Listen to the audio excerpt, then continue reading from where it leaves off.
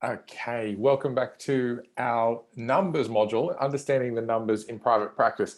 This is something that I think has been one of the most popular aspects of iMoveU is bringing this level or layer of business and numbers understanding to help us young team members create understanding and a pathway through private practice.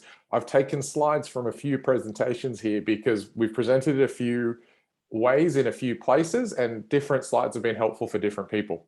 So we start with what are the average expenses for a physiotherapy clinic or a health clinic in Australia? Now, when I started my business, iMove Physiotherapy in Sydney, we sought out some coaching to help us because we didn't really know what we were doing. Most physios or health professionals don't know what they're doing. And we got help from a business called Clinic Mastery, and they want to help grow sustainable clinics that become clinics for good. So clinics that give back to team members, to culture, and to charities and contribution to society. And that really resonated with us because it wasn't about, how can we fill your books? How can we get more patients? So that was really exciting. And then after our business, iMove Physio went through them. I was invited to become a mentor for Clinic Mastery. So the advantage of that is, whilst I've been working and building on my own clinic, iMove Physio, and talking to new grads every day in iMoveU, I've also had this business perspective of being able to coach and mentor hundreds of businesses in Australia. And the advantage of that is we get to see what the averages are in Australia.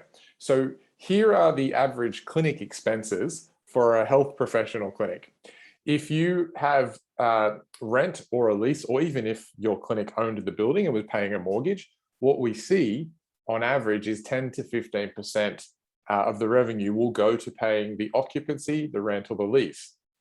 If you're a clinic that has admin support, there's probably somewhere between 8 and 15%, depending on how many admin team members you have. Support services are things like accountants, Xero, bookkeeper, solicitor, all of those extra insurances that you have to keep the business going. Marketing will be between 5 and 10%. So a good way to think about this is if you were charging $100, which is a little high, but let's say you're charging $100, then 10 to 15 goes there, 10 to 15 goes there, 5 to 10 goes there, 5 to 10 goes there.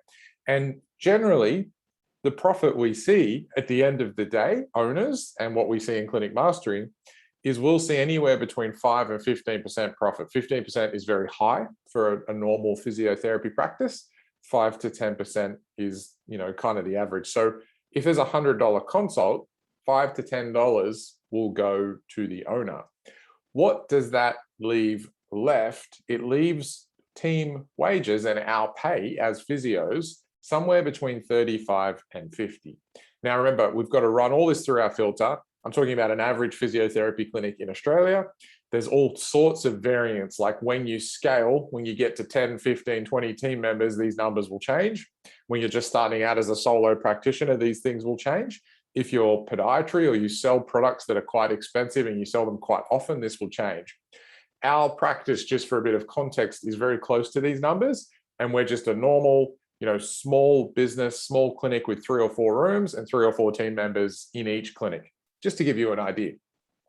So why is this important to us as health professionals? Because I feel if we understand the numbers and we understand how and why we get paid, what we get paid, then that opens the dialogue for healthy understanding and a healthy conversation about how to help us with that part of our desire statement. Because we all work, some part of our reasoning for working is to have security and stability and to provide for us and for some of us to provide for our families.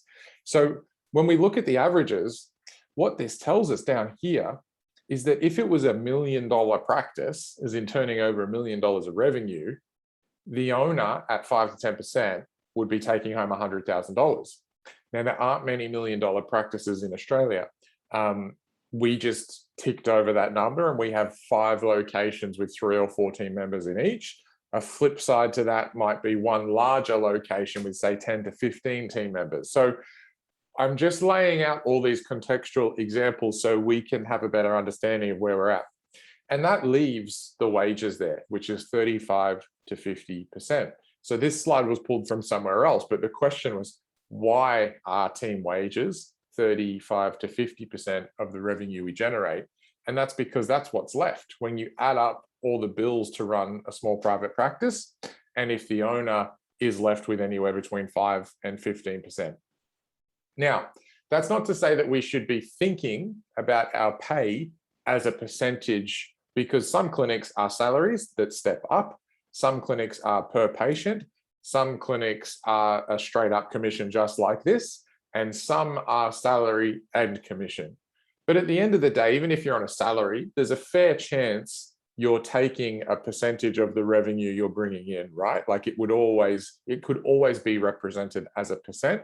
It might not be shown to you in this way, and that's okay. It's completely okay if you have a salary that is like going up each year and you're not really sure of the percent.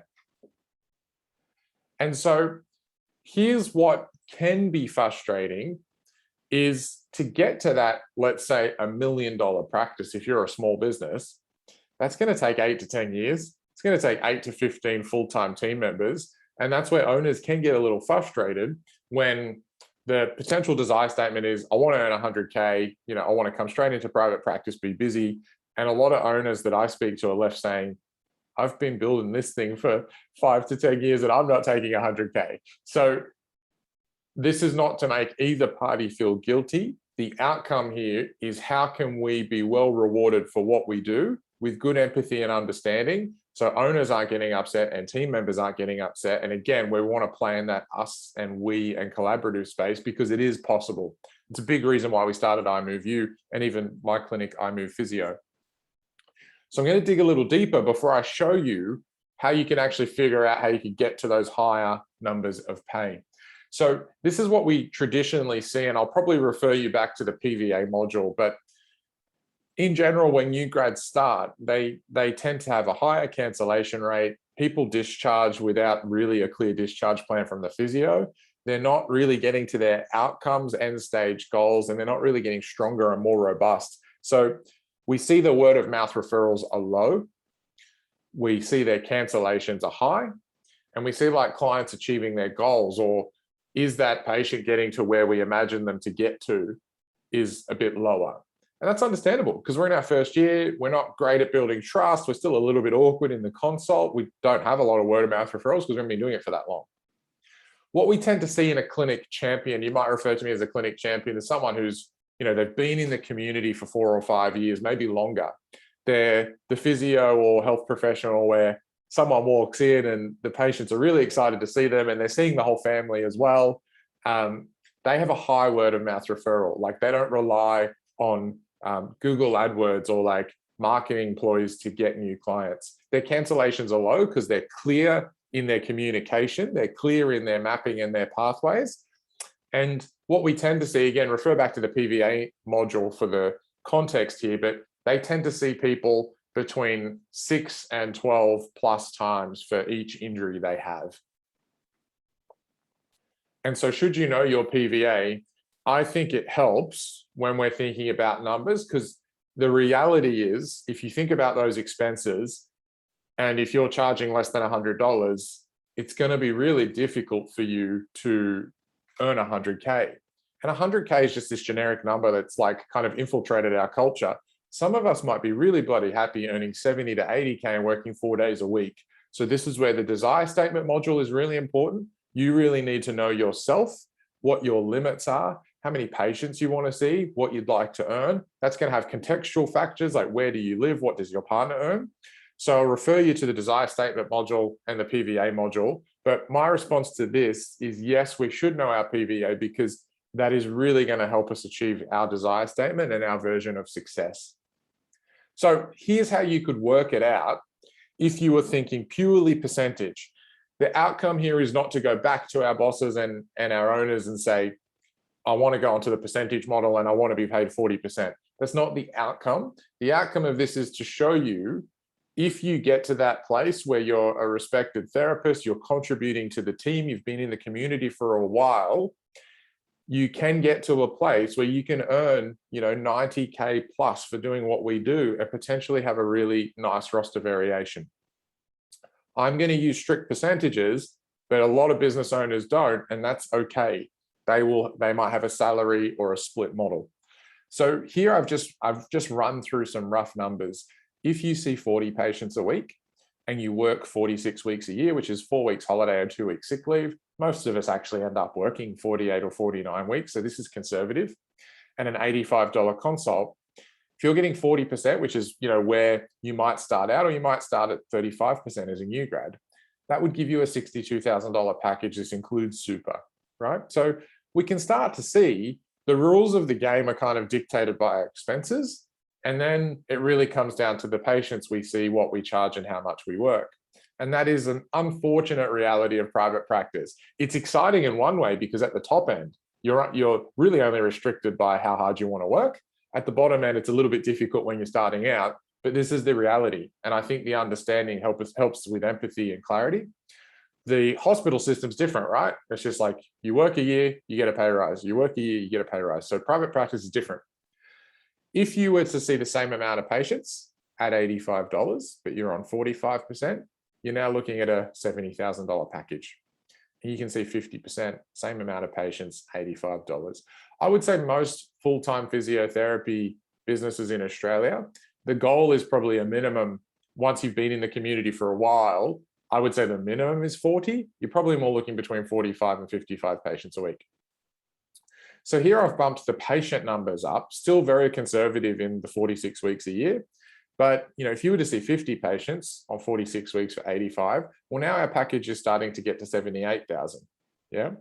If we, experienced therapists, we've been around for 5 to 10 years, we're doing all these amazing things for the business, 50 patients at $85, you're now talking a $98,000 package.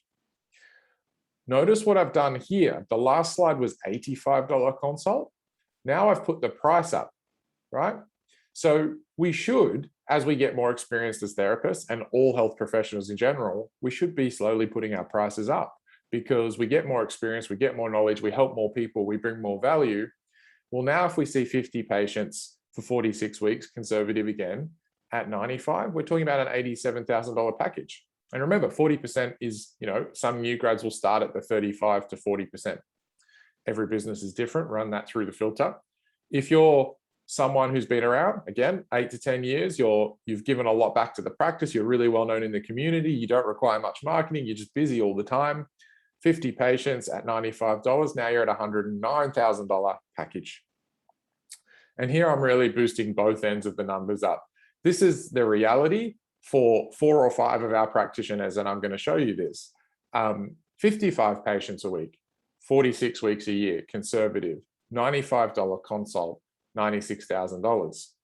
If you've been around, 8 to 10 years, you're putting your prices up towards $95, you're managing your patient list is quite easy. You can do kind of 4 days where you see 12 to 14 patients a day, you get an hour break in the middle. It's like 6 or 7 in the morning, 6 or 7 at night, $95, you're going towards 50%, 120,000.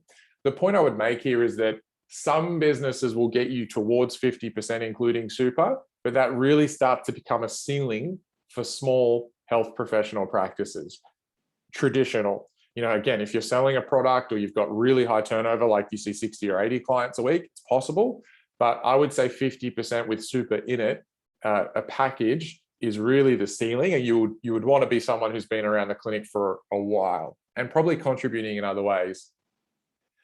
So here's some further context is, how will I see 45 to 55 patients? Well, it takes 3 to 5 years. And it means you need a really good reputation in the community. You're probably someone who's gone out to, clubs, or your GPs know you, or whatever your niche is, you're probably well ingrained in that community. You've worked towards that over time. You're starting to see family members and trusted people are sending, sons, daughters, mums and dads to you. You're bringing a lot of value to the community. You're probably someone who does your 1%ers, right? You follow up with people's GPs, you send an email or a call in between consults, you send your PhysiTrack exercises on their phone, like whatever that looks like for you. But it's going to take at least 3 to 5 years, yeah? Unless you've come to a practice where you're just stepping straight into 50 clients, which is rarer and rarer today because there's so many physiotherapy practices. In Sydney, where my locations are, you can walk to 5 other physio clinics, and then there's osteos, chiros, EPs. So the environment is different. A lot of us will be starting from 0 clients. And what if I can't charge that much? Well, it's really helpful to start to have a niche and start to work with certain people. And as you get more experience, and maybe you niche towards running or soccer players or ACL or women's health, the encouragement should to be put our prices up as individual therapists and as a clinic. And I'm not on a percentage. Well, that's okay. Even if you're on a salary, it will still be reflected as a percentage of your revenue. So how do I get to 45%? This really comes down to your input. To be a practitioner who takes 45 to 50%, you're probably really efficient with your roster. You're contributing to your community. You're probably giving back in other ways, though, to the business. I would think about other ways. Maybe you take a lead in helping other therapists get busier.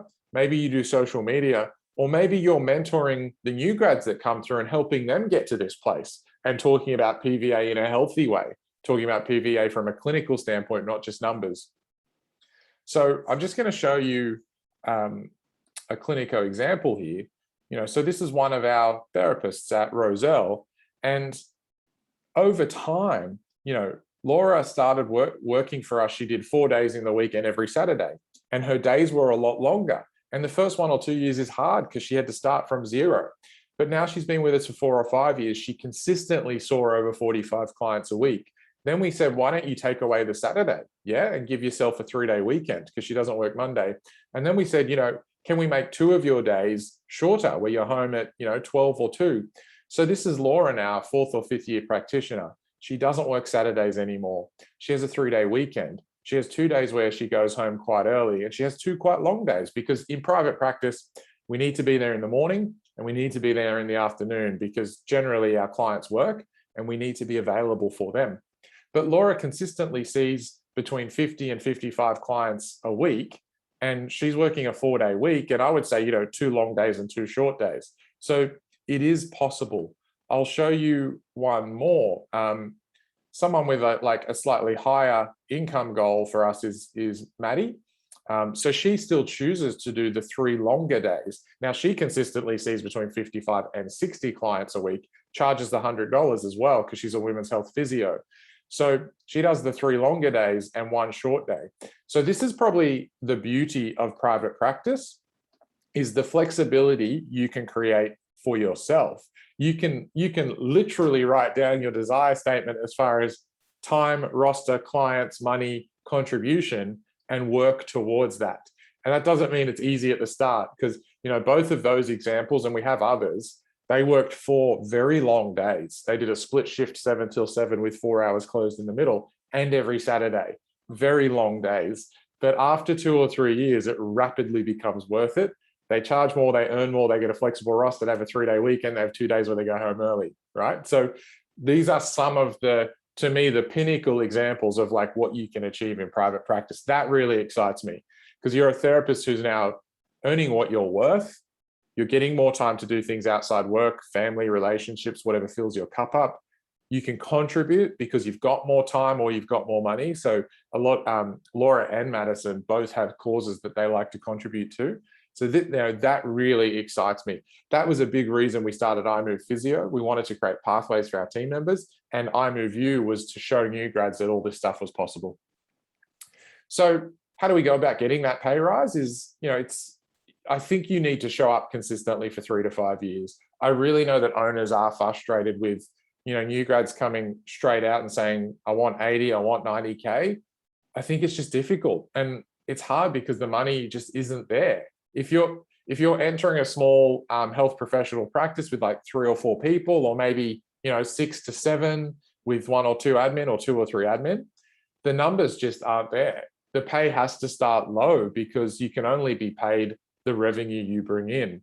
And it's really important that you guys know that what the owners are taking home is also only 10% of that as well. So the scales change as the business changes, but it's a tough first couple of years, but then I get really excited about what happens between year 3 and 10 and beyond. Think about how you can add value to a private practice. And small business really is a place where I don't think the mentality of I'm just going to come and be a physio and clock off as soon as I'm done, and I'll just rock up and there'll be 50 patients there for me. You can get to that place. Laura and Madison, those examples I just show you, they are at that place where they've created such a good reputation. They're just always full. They don't have to do any of the extracurricular marketing activities now, although they still do because they enjoy it.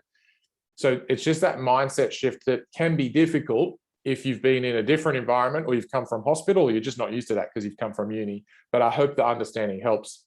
And that's the reality of private practice right now, is we're everywhere. There are so many physiotherapy clinics, osteo clinics, chiropractic clinics, so much choice that it's more likely you're probably going to start from 0 patients and have to build up. So it really requires a lot of patience, diligence, and resilience. But the thing that can be your pulling motivation, the thing that gets you excited, is looking at that desire statement of what's possible after 3 to 5 years. And I would have open and honest conversations about the pathway, because it might not be percentage, it might not be salary, there might not be a clear linear progression, but the earlier you have those conversations with your team members, you'll know how to get there. So here's the actions and accountability. I'd love you guys to take a moment to be clear on how many clients you would like to see, what type of clients, and what type of roster you would like to work. Because really, it's not about the money in these scenarios. Like, you might be someone who's much happier working 4 shorter days and earning 80,000, or you might be someone with a high income goal who wants to earn 120, but that means you're working 6 days. So I would actually start with what type of clients you want to see, what type of roster you want, and kind of work backwards from there. I would really want to know and check in with your team members is like, what are the pathways? How can you progress, and how can you help the clinic? And is there any extra responsibilities or patient numbers that you would need to hit to get to the place that you want to be? So as always, if you guys could comment your 1 to 2 takeaways below, what was valuable for you, what stood out for you, what was a key takeaway from this module, that's going to help reinforce the learning for you and help the future attendees of this module. Thank you, legends. I'll see you in the next one.